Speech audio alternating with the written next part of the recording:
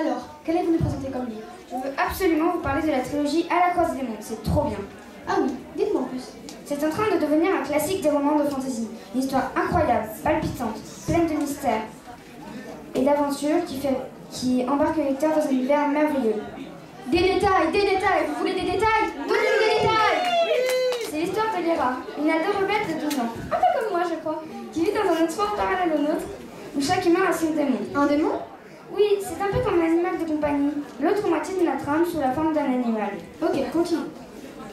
Sa vie bascule quand son ami Roger est enlevé par les enfants-neurs, de mystérieux kidnappeurs d'enfants. Ah mais je me souviens, j'ai lu ce livre. Les enfants-neurs sont dans le grand nord, non? Oui, vous avez aimé? Carrément plus que ça, j'ai adoré. Je me souviens que l'histoire commence très vite. Elle fond sur le lecteur au bout de 12 pages environ. Ah mais oui, moi aussi j'ai adoré ce passage, je vous le lis. Cependant, ce qu'elle vit ensuite s'enchaîne totalement le cours de ses pensées. Le maître sortit de sa poche un papier plié qu'il déposa sur la table. Après avoir ôté le bouchon d'une carafe contenant un vin à la riche robe dorée, il déplia le papier et versa dans la carafe un filet de poudre blanche, avant de chiffonner la feuille et de la jeter dans le feu. Mais moi alors, je dois venir un peu quand même. Allez-y! Il prit ensuite, dans sa poche, un crayon avec lequel il remua le vin, jusqu'à ce que la poudre soit totalement dissoute, et il remit le bouchon sur la carafe. Son démon émit un bref et faible croissement. Le maître lui répondit à mi-voix et ses yeux ternes aux paupières tombantes balayèrent la pièce, puis il ressortit par où il était entré. Du poison! Continue. Volontiers.